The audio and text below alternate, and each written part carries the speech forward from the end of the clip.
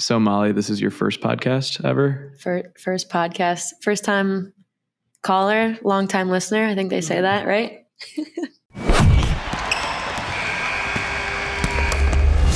Did you ever do sports interviews like after games and stuff? I did.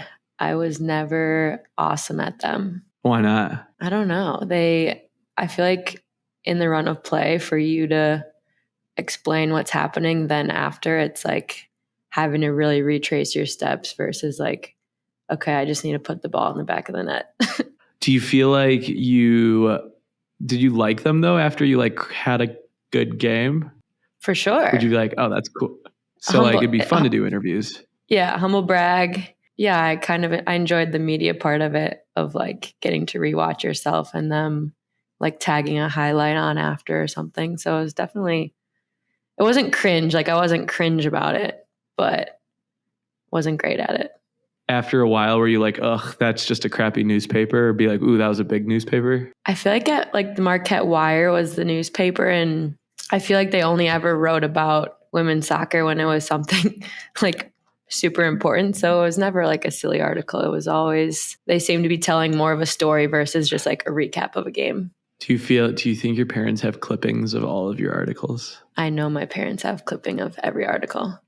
My granny, really? My granny is like scrapbooker extraordinaire, like stacks this thick of soccer in high school. I will tell you in high school, that was a point where I got wrote about a lot. So everything started to blend together at some point. But we just sold our house, or my parents sold their house, and they made me go through all of the memorabilia. Anything that wasn't the first place trophy, tossed out. Right in the trash. Right in the trash. So, I mean, that left a lot to be kept. But even then, I ditched a lot of stuff, which felt... So you had to like go through Molly's shrine? Yep. Of all your stuff? Uh-huh. I stopped playing sports in high school. Does it ever get old? Did it ever get old? Were you like, yeah, those are just another trophy? Me? When you were saying that, I was thinking about like burning out. Like, did soccer ever get old? And I think I burned out like twice.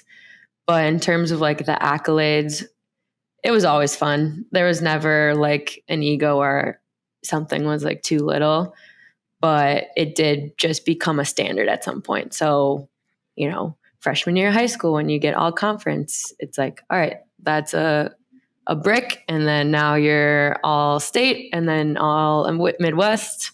So it kind of just laid a brick versus or a standard for me personally. And then, okay, rolling into Adam, I started recording because we were just chatting about Molly's. Great. Molly's been on she's been in so many like press conference news articles, but never any podcasts. So I just had to. It's a brand new medium. It's a brand new medium for Molly. So transitioning from high school to college sports, what was that like? I think I had a unique experience because I tore my ACL literally the week after state for high school. So it was heartbreaking and threw a huge wrench into everything. So I remember being sad for many reasons, but calling my coach and saying, I'm not going to be contributing come the fall.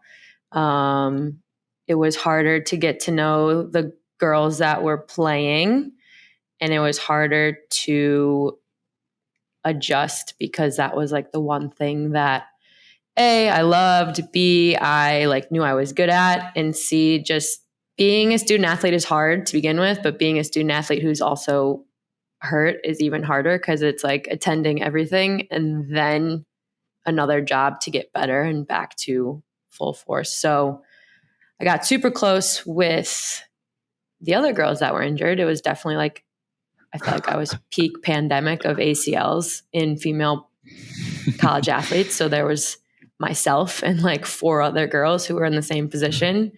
You have your own little cohort. Yeah. I just went to I was the only girl from my young class going to her wedding a couple weekends ago. So it definitely brought us closer. It's also very hindsight. Like my mom will still bring up, she's like, you're only as happy as your saddest kid. And she remembers me being so sad freshman year. Like, I don't cry a lot, but I was so sad. I was in physical pain. I was in emotional pain, just like, being very, very out of my comfort zone. When I know athletics, that's like one huge perk is to have a built-in community come day one. And it totally was going from being the very best at the high school level. And then everyone was the very best at the high school level. So now it's like, who's going to level up and who's going to sink or swim, very much so. When you have that, identity feeling too around what your performance is. And I love what you talked about of that built-in community, but it's almost like that community with contingencies, right? Like you can be a part of the community as long as you can keep up and level up with the rest of us. And that's tough when you've got that injury there. And it's competing. I mean, it's very much like, okay, friends off the field and like friends to a point on the field. Like you want to play, you want to be one of the 11, and then you want to be one of 15 who are actually contributing. So it's like a very fine line of like being nice and being friends versus like, I want to see the field. Like I want to be better than you. I can still like you, but I want to be better. This is great. So Molly, all right, welcome to another edition of the NIL show. I'm Steven with our co-host Adam Cook, Sean Allenby recovering from honeymoon. And we have the newest member to our NIL team, Molly Pfeiffer. Adam, you're really good at intros. You've given some of our guests. Molly's part of the family now. Do you want to give Molly's like walkout tunnel speech? Yeah, 100%. Yeah, super excited to have Molly.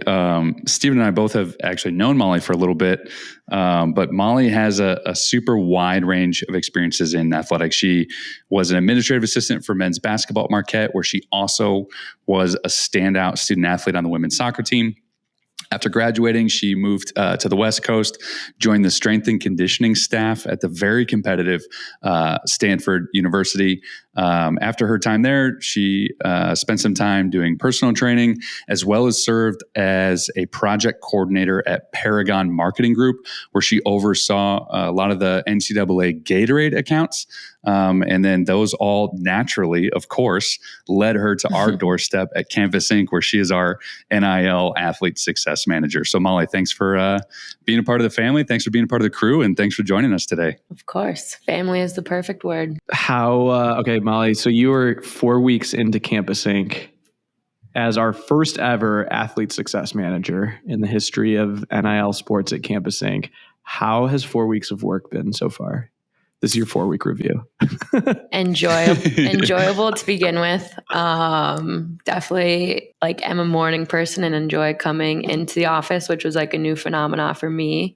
Everyone's been super welcoming, which I know is cliche to say, but I mean it. I mean, it was a huge learning experience for me. Like I've seen many different edges of college athletics, but the NIL, which is like, I mean, a unicorn, obviously, at this point, was something that was still really foreign to me, as is everyone still on a day-by-day basis, but felt very confident in like my ability to contribute elsewhere. Like you guys obviously understand the NIL space to the best of its capability presently. Myself, I don't, but I've still felt comfortable being able to contribute into like reorganizing processes and like having a new perspective of like how the student athlete or like more recent student athlete might be managing time, thoughts, efforts. So at the end of the day, it's just exciting and hopeful, and like ceiling is untouchable right now, which is what's most exciting to me. I remember in our initial interview process, I think I even just gave you a shout out on LinkedIn recently about this. One of the things that you said was, I was like, hey, there's a lot of ambiguity in what we're doing right now. And you immediately came back with, yeah, you're the ones that are solving the problems for the first time. And that's something that's really exciting to be a part of. And, I think what we're doing here is great. So casting the vision to potential new hires is really exciting. And then all of a sudden they accept the offer and you're like, all right, now we got to deliver on that vision and deliver on the things we're actually doing. 100%. I mean, I remember, initially thinking it was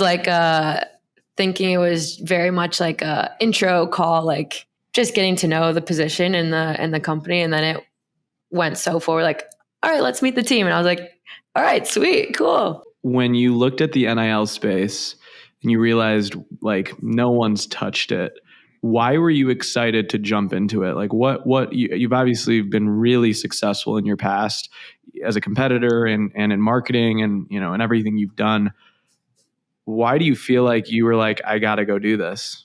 Yeah, NIL space specifically, it's the opportunity. It's kind of the unknown that is what's exciting to me. I know Stephen, in our like interview process, it was, how are you continuing to learn? I think a lot of people are so complacent, even in personal and professional life. So even when you are asking me like, what's the last book you read? That's something that's so valuable to me because that's a non-negotiable in my personal life, professional life, of like just wanting to learn and be a sponge. So the NIL space as a whole, that was one of the best opportunities that I could find myself learning. Campus Inc. specifically, I think the best part about it is I'm not, toot the own horn, but like as a women's soccer player, as a non-revenue generating sport athlete, the opportunity that Campus Inc. gives, literally from top to bottom opportunity, that's what was most exciting to me. You didn't know your 4-week review was going to be a live podcast? No, that'd be we do performance reviews on our podcast. Yeah. So let's talk about that. So we created this role called like Athlete Success Manager, Athlete Development Manager, and essentially like you're going to be responsible for making sure the athletes are successful. Where do you even start with that? And we have 500 athletes in our queue. Where do you even start with that? It definitely started as a conversation between Adam and I, and just understanding the process from top to bottom as best we can, so that I can try and build out, or like, what's our end goal, and then trying to work back from literally point A of conversation all the way to executing on point Z. So kind of working backwards. I do think that first impressions are huge. And I feel like today was actually like my not first day as an athlete success manager. I feel like the first 3 weeks were very like getting into it, understanding the process. And then for today to be one of the first days where I actually got to like DM an athlete and like get content from them to put them on a pedestal for our platform. Today was, even literally just this morning, was something that really gave insight into what the future of this role has. So back to the question of where to start, it's like making that good first impression off the bat. Again, I mean, we talk about this a lot. We're solving the problems as we go. What are the super important things, when you're working with an athlete or you're having a conversation with them, in your mind, what are like, hey, these are the important things that we have to nail for you as we kind of go through the process? I think that for me personally, it's just listening and like trying to understand their communication flow, like what, even to the simplest of like, I started emailing and Sean's like, oh, I actually think it'd be better like to just DM them. And like, even just transitioning from like that very professional, like typical structured email into like building a more like that fine line of personal and professional relationship with these athletes. So for me, it's unwavering waters. It's definitely each time learning something new, and each conversation that I have with them, trying to learn one more thing about them. And just like finding that very fine line of not oversharing, but really just listening. That's like a skill that I think I'm good at, is active listening versus like projecting my thoughts, or just listening for me to initially respond back to them. So Molly, what are conversations? So I think what's really interesting and something that I've learned, people are like, how do you communicate with the athletes in like whatever way they want to chat? Like text, Instagram, Snapchat, whatever. Athletes are very informal. They're not going to sit on their email and go back and forth, right? So I think what's very insightful is like you're going to them, to their place of comfort to be able to communicate, right? But like, what kind of conversations have you started to have with athletes? Is it, like, yeah, like if I were a fly on the wall in those conversations, what do they sound like?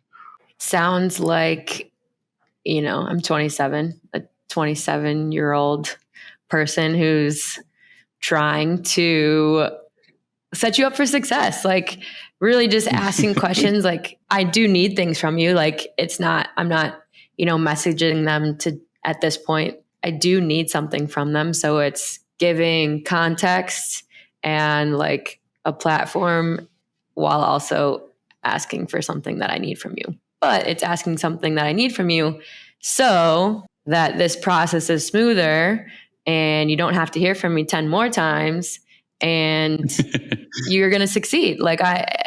You're going to succeed. Hence the role, hence the title. What is success? Like, how do you are in a brand new role with a company paving brand new ground with athletes who have never made money before, or are very new to it. What is success to you in this, both in this role and perhaps like for your athletes? For me personally, I think Adam and I were kind of just chatting about goals. For me personally, it is solidifying, as like boring as it sounds, is like solidifying processes. We've been flying, or you guys have been flying with like getting through to an extent. And so for me, success is, finding these patterns, finding these solutions versus Band-Aids that we can continue to adopt time and time again. And then, fingers crossed, ideally being able to continue to expand so that these things that we know are in place, and the things that we don't know, those are where we can dedicate our time and energy to. So for me personally, it is the process side of things. And obviously the athletes having a good experience. What that good experience looks like for a student athlete is kind of twofold. Money makes the world go round to some extent. So success is getting money. Like obviously, as Adam introed, I worked as an administrative assistant on the men's basketball side. I had an income in college and I loved it. It was great. It allowed some variation of freedom, but more so just I'm really good with my money now. And so I think that professional development is something that is success, alongside sales, putting gear in the hands of people that care about them or want them to win. That is, that's twofold. Yeah. I mean, we're selling shirts to make student athletes money, right? That's a big piece of it. We want them to make as much money as we can. I like what you said too about, there's a process in place, not to maybe take the excitement out of it, but hey man, we want this to be as smooth for you as possible, right? So here's what to expect. Here's how we move forward.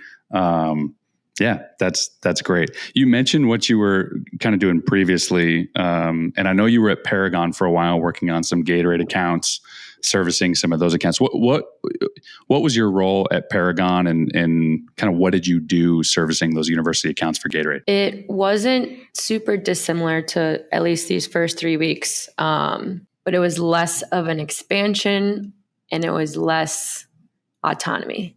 So these were processes that had already been in place with a brand like Gatorade that has been so established. So I came into at a point where they knew, like their knowns there were a lot of knowns. And so their processes were, I could visualize what my career looked like a year from now, 3 years from now, which to some extent or to some people is awesome. So for me, it was very much a maintenance. I had like 13 NCAA properties that I would help them throughout the year. High points being all of their summer camps.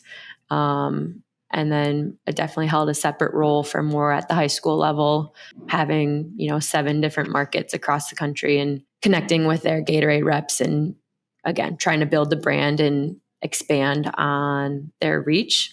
So it was very organizational. It was very communication based. and very relationship based. So a lot of skills that transfer over this way, but just a different space, a different beast, but enjoyed my time. Definitely enjoyed my time there too. So Molly, you talk a little bit about like the maintenance side of it, right? Like what we're doing at Indiana, we'll just use Indiana as an example. It's going to require a heavy lift to get it up in the air, right? And then it's going to require quite a bit of like maintaining it, right?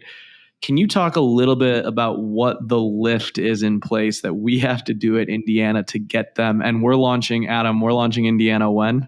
First week of August. First week of August. First week Rule of number August. one, Okay. never give yourself a hard date. Put the $20 Rule up, number Steven, two. right? Rule number 2, publish it on a podcast of what date you're going to be live. Me and Adam go have some funny jokes of our friends doing that and some other companies. So we'll figure we'd just follow suit. So we're going to try and launch Indiana by August, first week of August.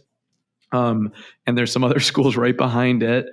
What's the lift involved in building that out from being at Campus Inc. for the last 4 weeks?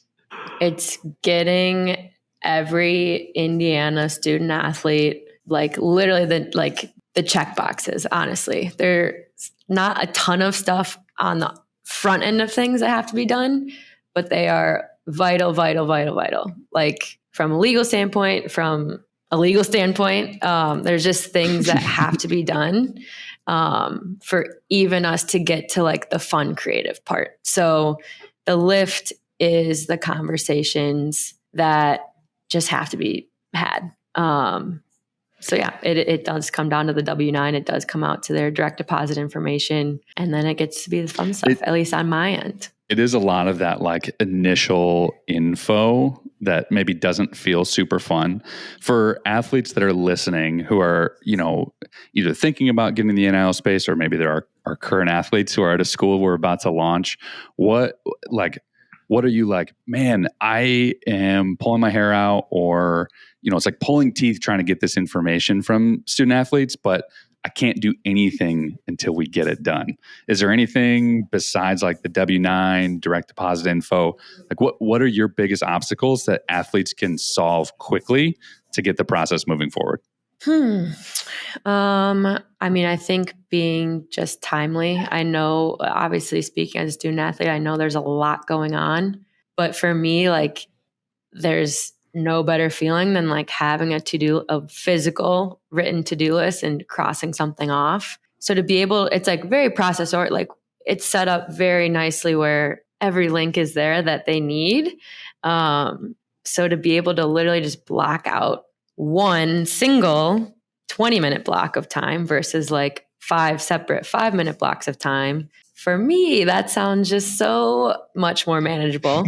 Yeah. So I think that fact and just making it a priority. I think if it's something that you really want to participate in, you're going to put the time and effort into doing it. But yeah, keep asking questions. Yeah. If it's like putting it off because you don't know something, and I know it's really hard to ask questions as from 18 to 22, it's scary, but creating an environment that they feel comfortable in, literally putting a face to the name, like, okay, I have a question. I'm asking Molly, and this is what she looks like, and this is what she sounds like. And you know what I think is interesting?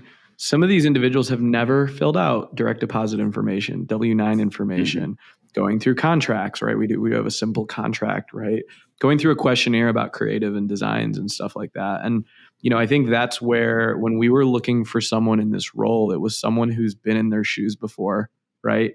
Who understands it from a competitive standpoint, but also can understand they have a really rigorous schedule and you have to be patient as well, right? We've had athletes that are like, hey, when am I going to get paid? And I was like, I need you to fill out that direct deposit form. And they're like, oh, okay. Can you Venmo me? Like, no, not really. I need to do it. Like, why can't we Venmo? Because of compliance, because we need to let the universities know what money you're making, all those different things. So in some regard, you're also like a career counselor for them for life. And these are skills that they're going to have for the rest of their life, just as you learned in college. And so, after we get the administrative part out, then Adam, what does it look like? What's the lift look like at Indiana from there? Yeah, at Indiana, and this is where Molly and I are working on a lot, is really starting the creative side, and that's I think the next part of that lift, Molly, that you were kind of alluding to, of the fun stuff of like, okay, now we can start on understanding a little bit about who you are creatively, what your style is, what your aesthetic is, and that's where you're working really closely with Brock to build out, some of those design guidelines so that we can execute on the creative that they want to see in their merchandise. And especially, as we lead towards a big school launch like this, again, it's just that lot of work on the front end of early communication, often communication, and that timeliness in feedback from the athletes is crucial. Because like we said, we put a date on it. We hold ourselves to the first week of August. So we got to hear back. We got to hear back from everybody and make sure we can get stuff moving forward as much as possible. Adam, how many, since we've launched Indiana, or we've started to sign our athletes up, what is it, over 100? How many athletes do we expect to have there going into the fall? Yeah, we currently today, we have, I don't remember the exact number, Molly, correct me if I'm wrong, but we have around 130 active athletes today. And when we launch in the fall, we will be probably near the 225, 250 range. So we're looking at probably doubling where we're at right now as we go into the fall. And so what's really critical about this is, the athletes all have to be onboarded, compliant, direct deposit information set up. But more importantly, they all have a login that they can see how much money they're making in real time. So we've got a lot of cool technology that we're building on the back end to do this all, but some of it actually has to be done. Now, what's really been great is at Indiana, they've been able to help coach and mentor the athletes as well, and kind of keep them moving through the process, which has been fantastic. And that's due to some new legislation in NIL that's allowed them to do this. Now, Adam, that platform at Indiana is going to be what we call a white label, right? Could you explain a little bit about how that's going to work? Yeah. So what we've done at Campus Inc., and I think where we can really help solve a lot of these problems for the institutions, is on that back end side of that NIL merchandise holistic solution. And so what we're building for Indiana, and as well as 10 to 12 other schools, is their own kind of white labeled NIL merchandise website where everything is branded Indiana, everything is labeled, Hoosier athletes. It's a one-stop shop. If you want to shop any NIL merchandise for Hoosier student athletes, it's the one place you can go. Everything will be, like I said, branded Indiana, branded Hoosiers, all student athletes. It's the one place where you can get all of your NIL merchandise for that university.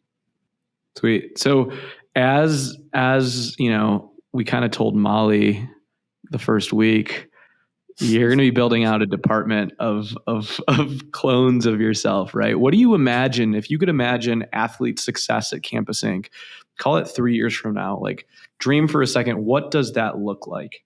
What does that look like as we're building this out? It looks like, again, similar, finding those bases that can be replicated across every single university that we are able to build out that total school solution for, but having myself times 5, 10, 15, and having a unique relationship with each of those schools. So having every single school feel like the number one account, the number one customer, being able to text, DM, call, fly, have lunch with every single person, or school that would sit above me, under me, whatnot. So it's definitely having those bases, having those bricks, but then having the physical bandwidth to treat every single university and every single student athlete like their coach, like a coach, to have a relationship as close as that. I think the awesome thing about these total school solutions is they really do build out as a community, right? They really do, we build Instagram communities around them. We build, this massive fan base. We advocate for them on social channels. And so we really do build this active community for the student athletes out. And when you cast that vision, Molly, when I think about it, I'm right there. That's what's exciting, is having somebody be the advocate in that community for these student athletes at that school, making them, number one priority for sure.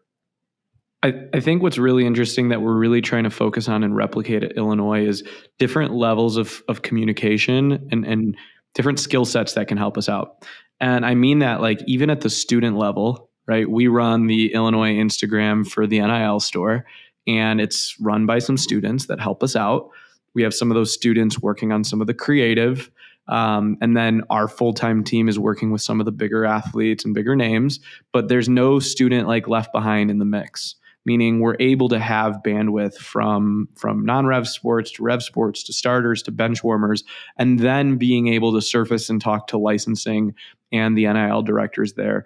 That's what a total school solution looks like, right, from top to bottom. And so that's why I think we're so careful about, as we work with these schools, we take their brand and their athletes really seriously, because if we mess up that experience for one athlete, it's over for that team, right? And I think that's what's so critical, and that's where the methodicalness of Molly and process is going to be critical. So this is super cool. Molly, any last words about NIL or anything? Any closing remarks? Now's your time to give Adam's performance review as 360 reviews here.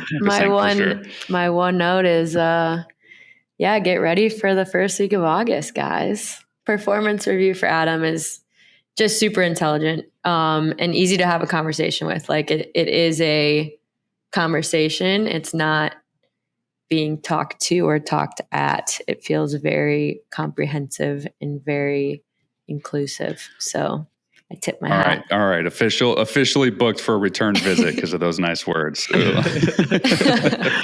Well, this was a fun episode. Like I said, we want to be interviewing a lot of guests. We also want to be interviewing and letting our customers and our students and athletes know about our family and what we're all about. So this is Molly Pfeiffer from Campus Inc., Adam Cook, and myself, Steven, signing off for another episode of the NIL Show.